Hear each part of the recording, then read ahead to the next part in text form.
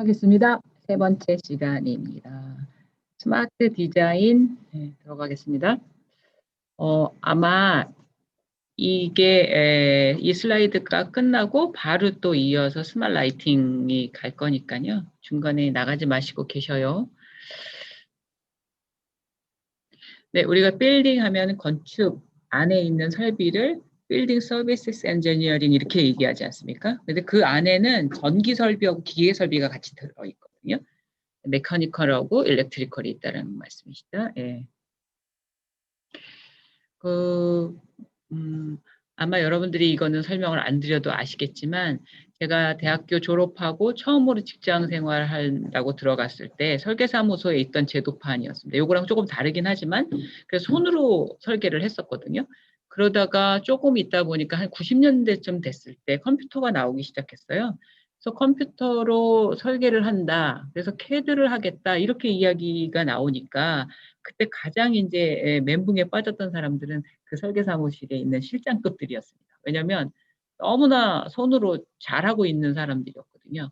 그런데 컴퓨터로 한다고 하니까 새로운 기술이나 이런 것들을 내가 다시 습득해야 한다는 그 기간이 있지 않습니까? 그렇죠? 공부해야 되는 기간과 그게 또 이제 능숙해져야 되는 그런 기간이 있기 때문에 그런 것들 좀 두려워했던 것 같습니다.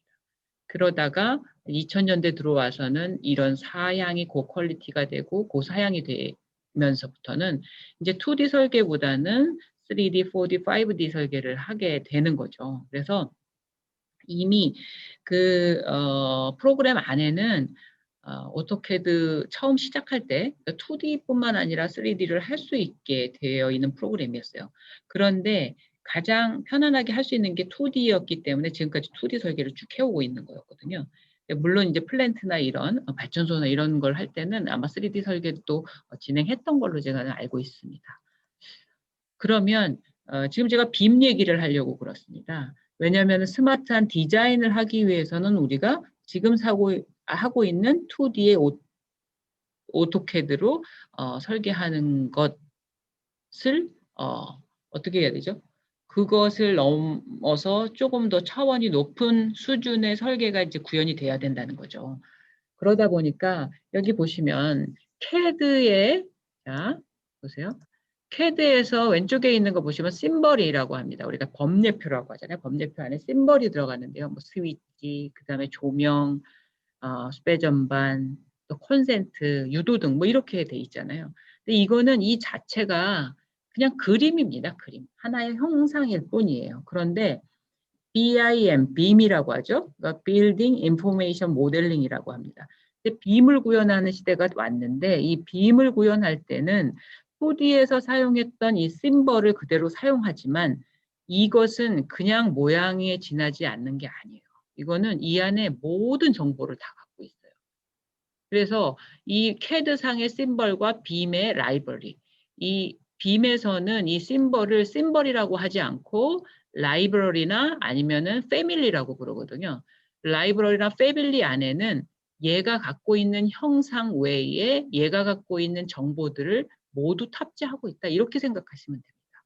예를 들어서 이 2D를 3D로 보고 싶으면은 3D를 보게 되는 거예요. 그래서 이거를 처음에 저희가 지금 언제입니까? 지금 한 5, 6년, 7년 전부터 이거를 시작을 했는데요. 이제 전기기술인협회 있지 않습니까? 전기기술인협회에서 빔 구현에 대한 것들을 처음부터 이제 스타트를 했어요. 스타트하면서 최근에는 산업부에서 이제 비용도 받아가면서 연구비도 받아가면서 연구를 진행했는데 이것은 왜 시작을 했냐? 이 심벌들, 이 라이브러리를 개발을 해서 전기계에 모두 그냥 무료로 배포하려고 한 겁니다. 지금 전기기술인협회 홈페이지에 들어가 보시면 캐빔이라고 해서 거기 떠 있어요. 그거를 회원사들은 무료로 다운받아서 다 할 수 있도록 되어 있습니다. 그것은 그 안에 형상 안에 얘에 대한 정보가 들어있기 때문에 만약에 이게 스위치다. 스위치면 스위치 가로 세로 깊이 칼라는 어떤 칼라고 재질은 어떻고 또 얘의 가격은 얼마냐 금액까지 여기에 이제 다 들어가 있는 거죠. 그런 걸 지금 한 2만 개 정도 만들었거든요. 우리가 전기 설계를 하기 위해서 필요한 라이브러리들, 그 심벌들을 형상화하고 정보화시키는 이 라이브러리를 한 2만 개 정도 지금 만들어 놓은 상태예요. 그래서 이걸 지금 실증하고 있거든요. 예, 파일럿 프로젝트들을 통해서 지금 실증을 하고 있고, 최근에는 또 발주처에서, 지금 발전소는 어떤지 모르겠는데요. 발주처에서 빔 설계를 요구하고 있습니다. 특히 LH 같은 경우에는 빔 발주를 하고 있기 때문에 이거는 전기만 하는 것이 아니라 건축이나 기계나 전기가 모두 같이 이렇게 이루어질 수 있는 시스템이어야 하거든요. 그래서 이것을 지금 이제 이걸 빔이라고 하는데, 캐빔 버전이 1.0이 나왔고 그다음에 1.5, 지금 2.0이 나온 상태입니다. 그래서 이제 캐빔으로 이제 파일럿을 돌려봤던 건데요. 여기 보시면은 이 건물을 빔으로 설계를 하는 거죠. 그러면 왜 빔으로 설계를 해야 되냐? 우리가 2D 설계를 하게 되면 평면적으로 도면을 보기 때문에 이것이 입체적으로 우리 배관과 물배관과 소방배관이 겹치지는 않는가, 이런 것들을 검증할 길이 없는 거예요. 그런데 빔 설계를 하게 되면은 그 안에서 같은 공간에 배관이 겹치거나 이러면은 신호가 옵니다. 신호가 와서 거기를 다시 체크하도록 되어 있고요. 그다음에 이제 이거는 빔 설계는 설계 단계뿐만 아니라 이다음에 준공 후에도 유지 관리하는데, 건물을 유지 관리하는데 굉장히 도움이 되죠. 배관이 실제로 어디로 갔는지에 대한 것을 알 수 있기 때문이죠. 물론 EPS나 TPS를 통해서 굵직한 배관들이나 간선들은 그리로 가지만 그 외에 수평이나 수직으로 이렇게 가는 그 간선들에 대해서는 잘 모르거든요. 그래서 그 건물에 배관이 어떻게 들어가는지에 대한 것. 또 이게 빔 설계를 하게 되면은, 우리가 설계 변경을 하게 되면 어떻게 되십니까? 그러니까 건축에서 설계를 해서 전기 설계 사무실이나 기계 설계 사무실로 도면을 줍니다. 그럼 도면을 받은 다음에 그 도면 안에다가 우리가 전기 설계를 하는 것이거든요. 그래서 건축이 주가 되는 거예요. 근데 건축이 만약에 벽체를 옮긴다던가 천장 높이를 높였어요. 이럴 때는 우리한테 다시 자기네들이 설계를 해서 다시 저희들한테 이제 CAD 파일을 보내줘야 그 위에다가 또 수정을 하게 되는 거거든요. 이 굉장히 번거로운 그런 단계 프로세스를 갖게 되는 거예요. 그래서 이거를 어떻게 하면은 합리적으로 굉장히 편리하게 같은 그 공간 안에서 이걸 설계를 할 수 있을까? 이게 빔 설계의 궁극적인 목표고 방향인데요. 가상 공간 안에 있습니다. 가상 공간 안에 같이 있어요. 어떤 공간 안에 같이 있으면서 만약에 지금 말씀드린 대로 벽체가 옮겨졌어요. 그럼 벽에 붙어 있는 콘센트가 같이 따라 움직입니다. 우리는 이 설계 변경되는 것을 벽체가 옮겨질 때 콘센트를 옮기지 않아도 건축에서 옮기게 되면 따라서 벽에 붙게 우리들이 설정을 해놓은 콘센트나 벽에 붙은 스위치나 이런 것들이 배관들이 같이 따라 움직입니다. 그다음에 이제 천정을 높여요. 천정을 높이면 천정에 붙어 있는 우리가 조명이라든지 뭐 이런 것들이 있지 않습니까? 조명 같은 것들은 따라서 올라가는 거예요. 그래서 따라서 올라간다는 의미는 뭐냐? 우리가 궁극적으로 빔 설계의 목표는 내역까지 작성하는 거거든요. 그럼 내역까지 작성한다라는 것은 이게 배관 길이를 우리가 산출해야 되지 않습니까? 그러니까 빔 설계는 이 안에서 산출이 가능합니다. 그래서 지금은 완벽하진 않지만 계략 공사비 정도는 나올 수 있게 빔 구현을 할 수 있는 그런 시스템이나 그런 기반 구축을 저희들이 해놓은 상태죠. 네. 그래서 그런데 다행히 국토부에서 빔 설계의 가이드라인이라고 있습니다. 가이드라인을 주어졌는데 우리 그 전기는 사실은 배관 안에 배선이 이 케이블이 전선이 몇 가닥이 들어가 있느냐 이래가지고 굉장히 복잡합니다. 빔 설계를 할 때. 그래서 거기까지는 아직 안 해도 되고 전기실과 조명 배치 정도는 빔 설계로 좀 해라라고 가이드라인을 한 상태입니다. 그래서 그 정도만 지금 구현하면은 전기 분야에서는 문제가 없다라고 보는 거죠. 태양광 설비인데요. 이거는 그 어느 업체에서 버전 1.0을 가지고 그때 이제 프로젝트를 자기가 하고 있는 실제 프로젝트를 적용을 했던 사례입니다. 여기는 지금 세종시에 그 세종청사가 있는 그 중심부에서 외곽으로 나가는 자전거 길이 있습니다. 그 자전거 길에 태양광 발전을 이게 아마 한 1.6메가 정도 될 겁니다. 그래서 1.6메가 정도 태양광 발전을 했던 사례인데요. 이 빔 설계의 빔의 그 특징 중에 하나는 뷰어 기능이 있어요. 기능 중에. CCTV처럼 여기에 카메라를 넣게 되면 그 안을 볼 수 있는 거죠. 이거는 자전거 길이기 때문에 내가 자전거를 타고 갈 때 어떤 상황인가를 보여주는 거예요. 그래서 동영상도 제작이 가능하고, 그래서 이렇게 해서 발주처에 제출을 했더니 발주처에서 굉장히 좋아했던 그런 사례입니다. 그리고 이거는 이제 라이팅인데요. 조명을 저희가 이제 조도 계산을 하지 않습니까? 조도 계산 자체를 이 자체에서 할 수 있게 되고요. 그다음에 이제 렌더링을 하게 되는데, 물론 거기에 조건들은 설계자가 넣게 돼 있어요. 설계자가 넣게 돼 있는데, 여기 이제 제가 렌더링한 것은 조건 1, 2, 3, 4로 해서 천장 반사율과 벽 반사율을 80, 50, 80, 30, 70, 50, 70, 30 이렇게 네 가지로 구현했습니다. 그래서 렌더링을 한 사례입니다. 이게 이제 빔 설계의 사례를 잠깐 보여드렸습니다. 그래서 이 빔이라고 하는 것이 설계자만 알아서 되는 것이 아니고요. 설계하는 설계자나 또 시공하는 시공자, 그다음에 발주자, 그러니까 운영하는 운영자도 모두 빔을 구현할 줄 알아야지 이것이 이제 완벽한 빔이 되는 거죠. 제가 한 몇 년 전에 법원 건물을 감리한 적이 있었어요. 근데 그것이 빔 설계가 나와서 빔으로 설계된 겁니다. 그런데 현장의 감리원은 아무도 빔을 할 줄 몰라요.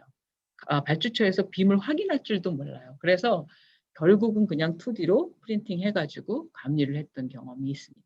근데 이것이 앞으로 지금 스마트 시티나 스마트 빌딩을 구현하기 위해서는 아마 설계 툴도 이렇게 바뀌어야 되지 않을까, 뭐 이런 생각을 해보면서 여기 지금 전기실에 있는 뷰어 기능을 통해서 수배 전반의 상태를 지금 빔으로 구현한 겁니다. 이걸 렌더링한 상태입니다.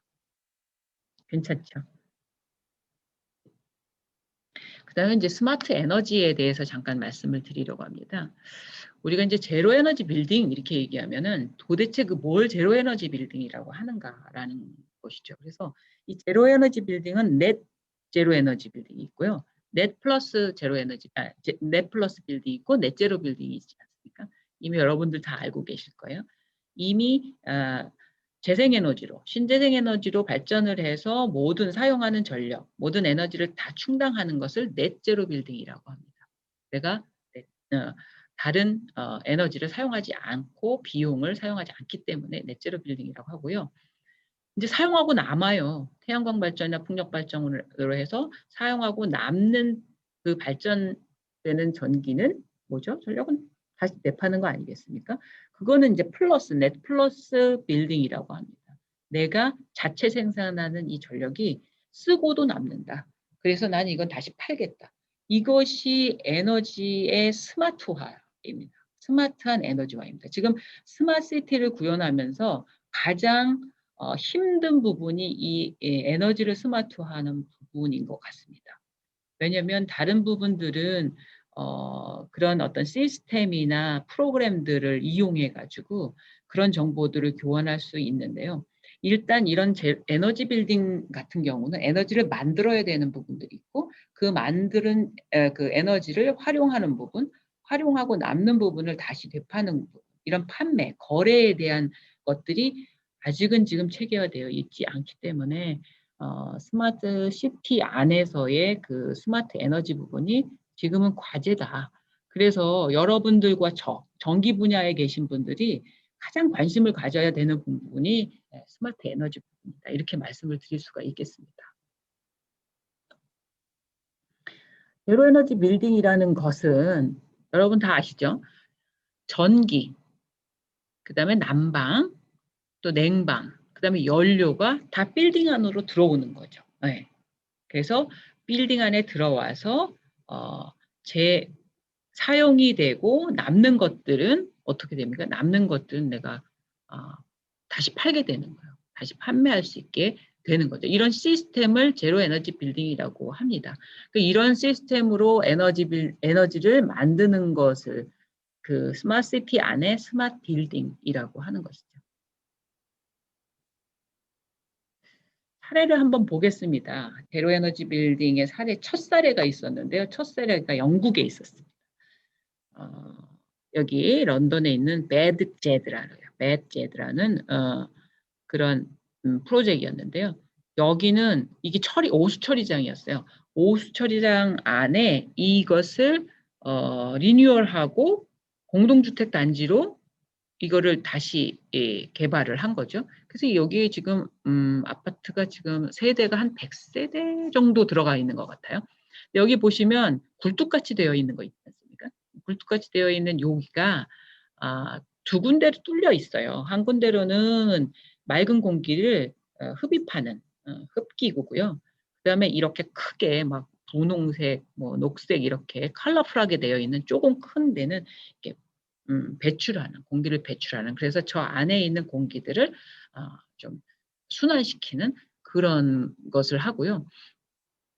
그 다음에 이제 태양광 패널로 전기도 발전하고 태양열로 물, 온수나 이런 것들을 사용하도록 다 되어 있습니다. 그래서 이것이 탄소 배출을 줄이겠다 한 첫 번째 사례로서 제로 에너지 빌딩이라고 보시면 되겠습니다.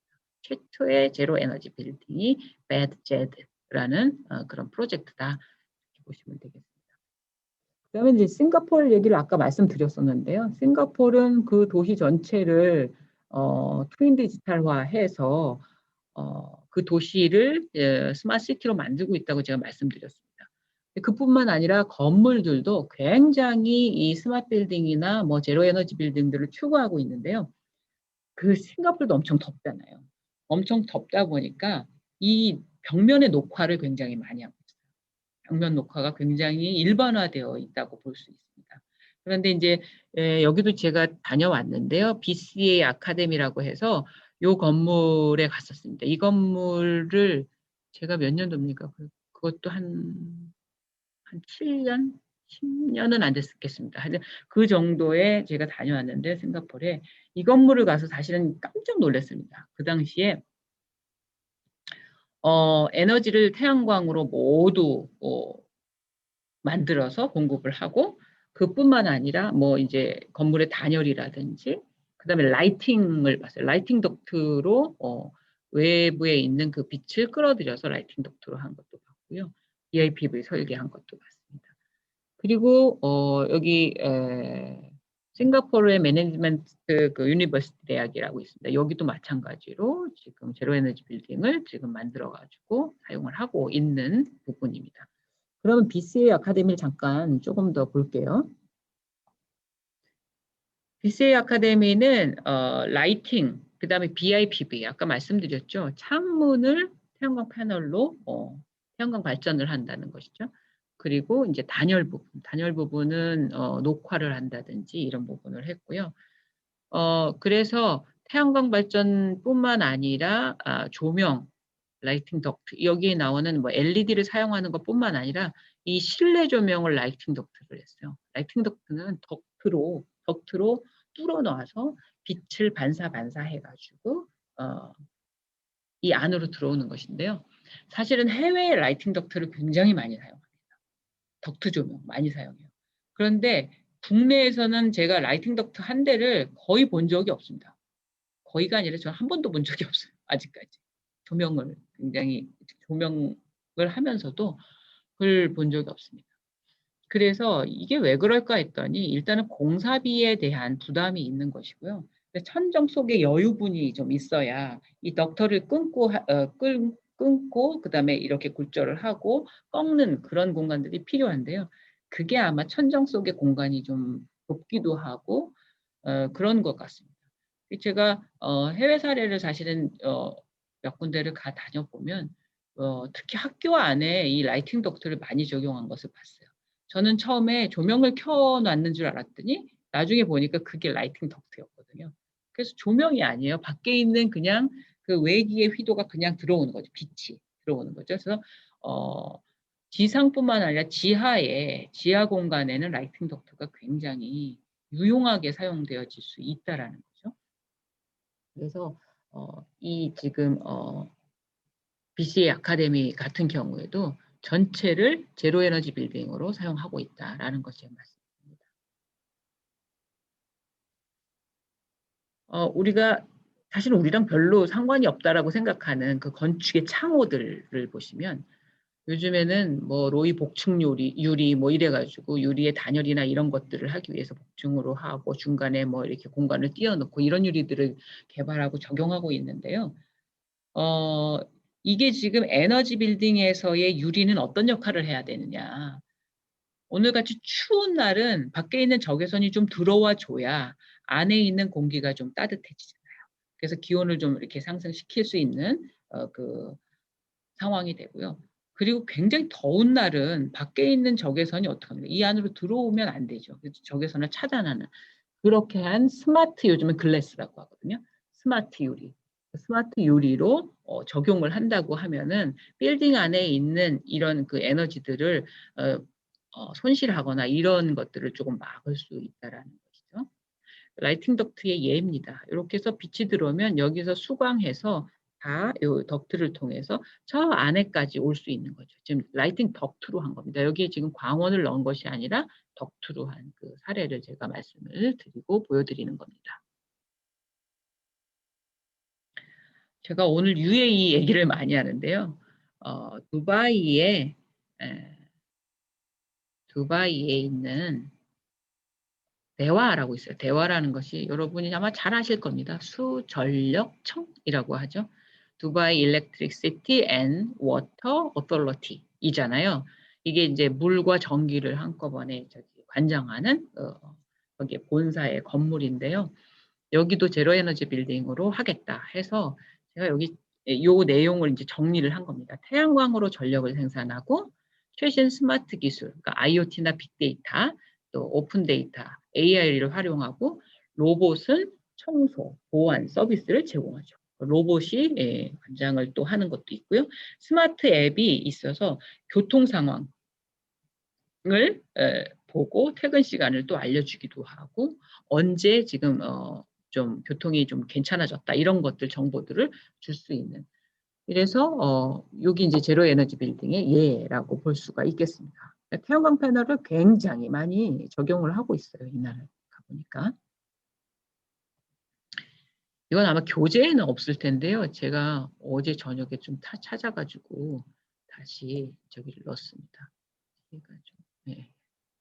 두바이의 2030년까지 총 에너지 소비량의 25%, 2050년도까지는 75%의 청정 에너지 개발을 해서 충당할 거다라는 목표를 갖고 있고요.